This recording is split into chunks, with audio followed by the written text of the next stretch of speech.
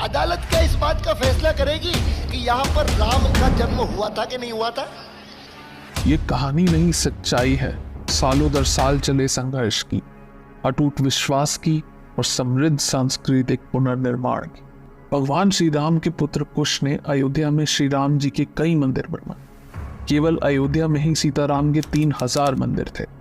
5वीं शताब्दी ईसा पूर्व इनमें से कई मंदिरों की स्थिति खराब होने लगी और इसी समय के अंतराल में उज्जैन के राजा विक्रमादित्य अयोध्या आए और उन्होंने इनमें से कई मंदिरों को ठीक करवाया और फिर आने वाले कई सौ सालों तक मंदिर यूं ही बने गए। साल 1526 में बाबर और इब्राहिम लोदी के बीच युद्ध होता है। 1528 तक बाबर की सेना अयोध्या पहुंच जाती है और माना जाता है कि बाबर के कहने पर उनके सेनापति मीर बाकी ने राम मंदिर को तुड़वाकर उसकी जगह पर एक मस्जिद बनवा दिया, जिसको बाबरी मस्जिद के नाम से जाना जाने लगा। इतना होने के बाद 150 साल तक सब वैसा ही बना रहा। ये वही दौरान है जब भारत पर मुगल शासन की जड़ें बहुत सशक्त और गहरी थी। बाबरी मस्जिद बनने के तकरीबन 190 सालों बाद साल 1717 में राजा जय सिंह द्वितीय, जिनके मुगल संबंध भी ठीक थे और जिन्हें हिंदुओं और अयोध्या के मायने पता थे, वो कोशिश करते हैं कि मस्जिद और उसके आसपास वाली जगह उनको मिल जाए, मगर सब असफल रहता है। लेकिन वह मस्जिद के पास ही एक राम चबूतरा बनवा देते हैं जहां हिंदू पूजा और अर्चना कर सके। ज्योग्राफर जोसेफ थेलर ने भी अपनी रिपोर्ट में राम चबूतरा होने की बात बताई है। ये वही समय था जब मुसलमान मस्जिद के अंदर नमाज पढ़ते थे और हिंदू बाहर राम चबूतरे पर पूजा किया करते थे।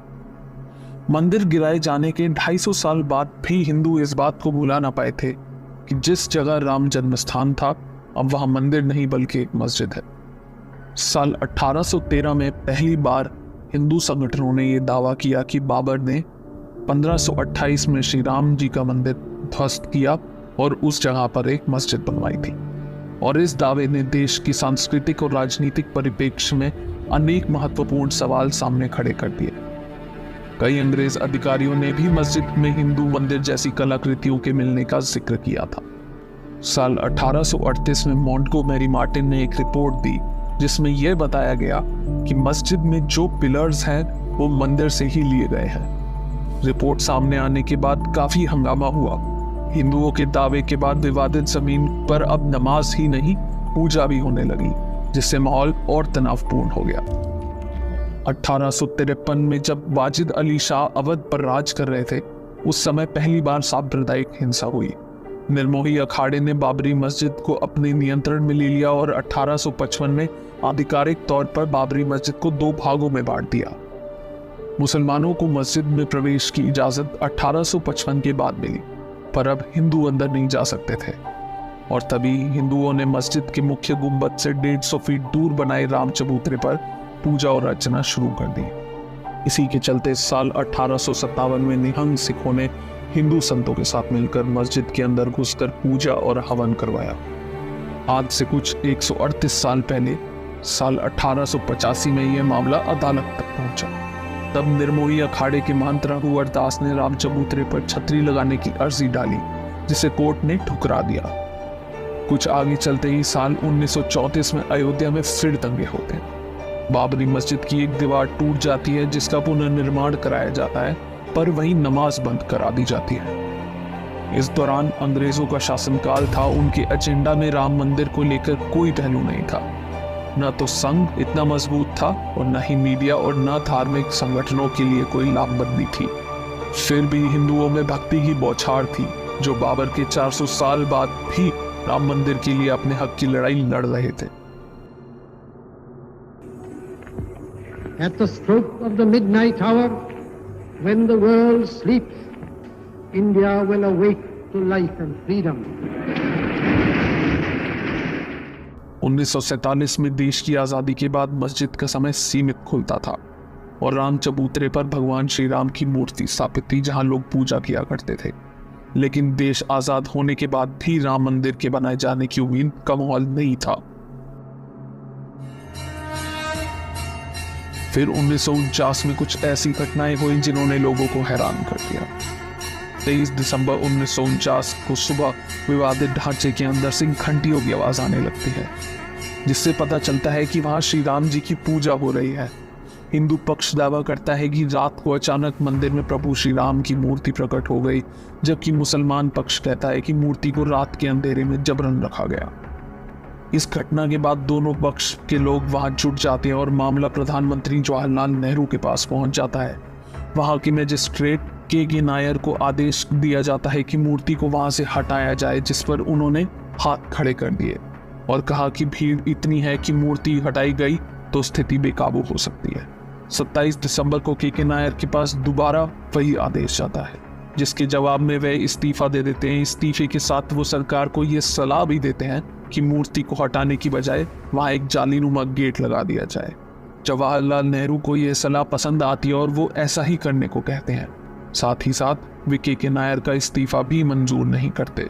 1950 में हिंदू महासभा के वकील गोपाल विशारद फैजाबाद जिला अदालत में एक अर्जी दाखिल कर रामलला की मूर्ति की पूजा का अधिकार मांगते हैं और इसके बाद आगे आने वाले 35 सालों तक हिंदू पक्ष और सुन्नी वक्फ बोर्ड उस जगह को अपने हवाले करने का अदालत में दावा करते रहते हैं, मगर कुछ बदलाव नहीं होता।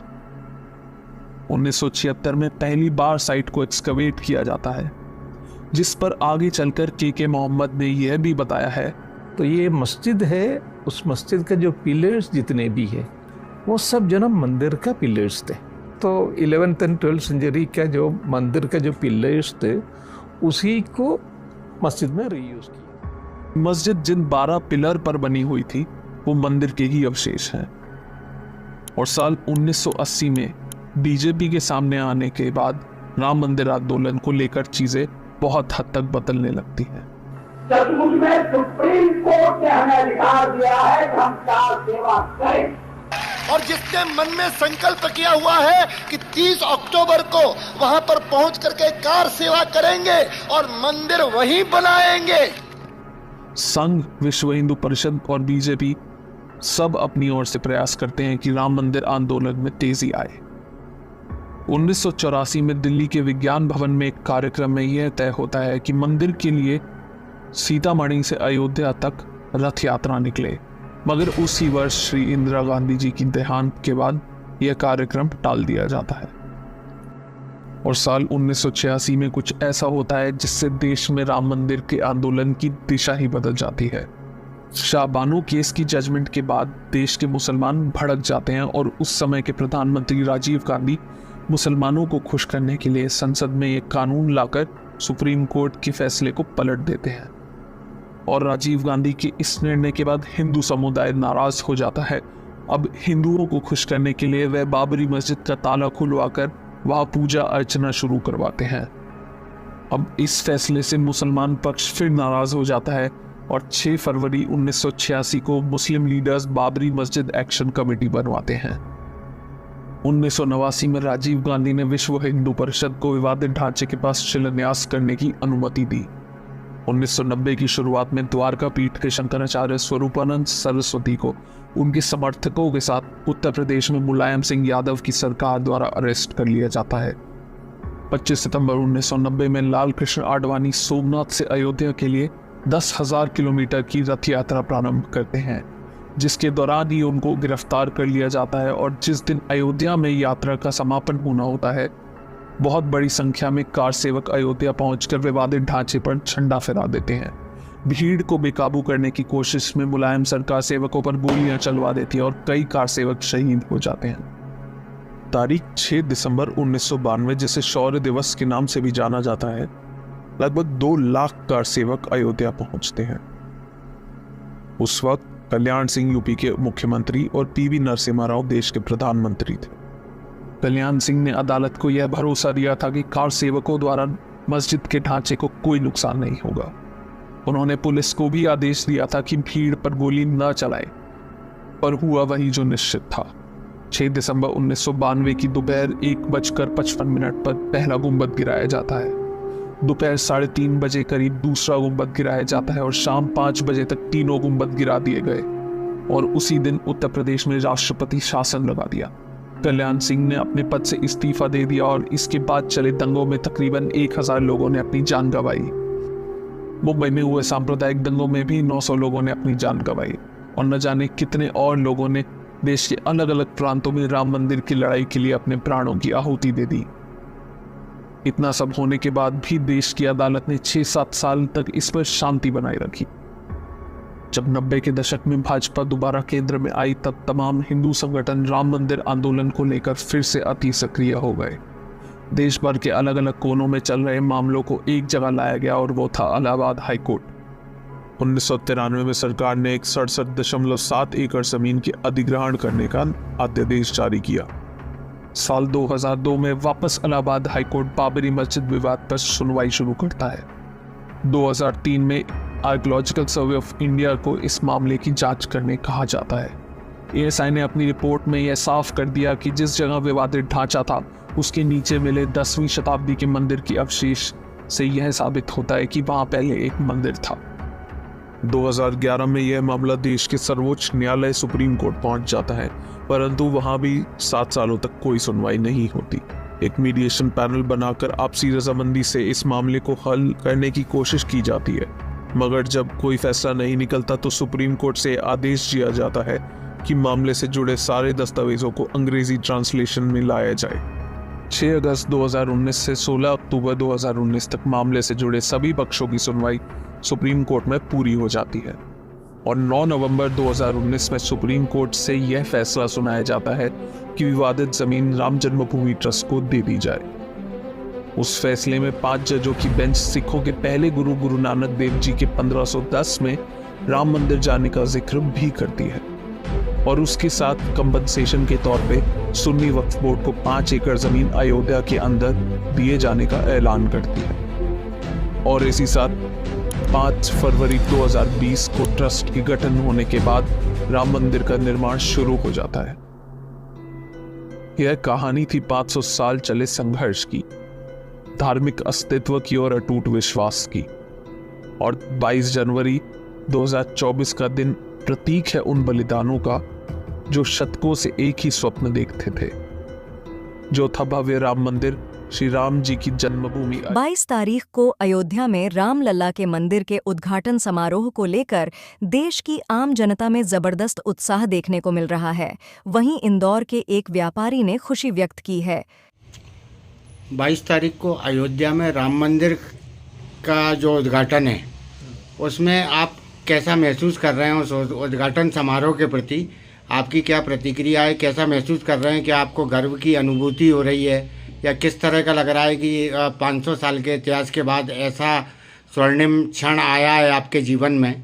तो क्या महसूस करते हैं आप? जी, हम लोग बहुत ज़्यादा हाँ, हम लोग भी कर रहे हैं, महसूस कर रहे हैं। और हम लोग के लिए सबसे ज़्यादा खुशी वाले दिन है 22 तारीख की। हम लोग दीपावली से ज़्यादा यानी जो है उसको जो है अपना मनाएंगे 22 तारीख को। और सबसे ज़्यादा हम लोग की खुशी है, अपना बात रखते समय जो हम लोग जय श्री राम जय श्री राम जय श्री राम बोलना चाहते हैं। आप लोगों ने 22 तारीख को कोई धार्मिक आयोजन भी किया है? जी हाँ, शिव मंदिर पे हम लोग जो है प्रसाद की जो है भंडारा रखे हैं। जी हाँ, प्रसाद की भंडारा रखे हैं और उसकी हम लोग तैयारी अभी से चालू कर दी है। इसके अलावा क्या आतिशबाजी का, लाइटिंग का, दीप प्रज्वलित करने का? जी हाँ, हम लोग दीप भी, जी हाँ, दीपावली जैसे दीप भी जलाएंगे, पटाखे भी फोड़ेंगे और झंडे भी लगाए हैं और बहुत अच्छे से मनाएंगे हम लोग। तो आपको लगता है कि ये आपके जीवन में पहली बार ऐसा क्षण आया है कि एक साल में 2 बार दीपावली मनाने का आपको मौका मिल रहा है? कैसा महसूस कर रहे हैं आप? जी हाँ, हम लोग बहुत ज़्यादा महसूस हम लोग कर रहे हैं और हम लोग के लिए गर्व की बात है कि हम लोग जो है 22 तारीख को फिर दीपावली मनाएंगे हम लोग।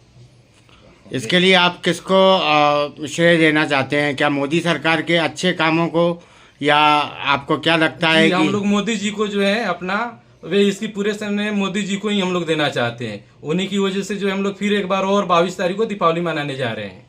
आपका नाम? सुमंत कुमार साहू।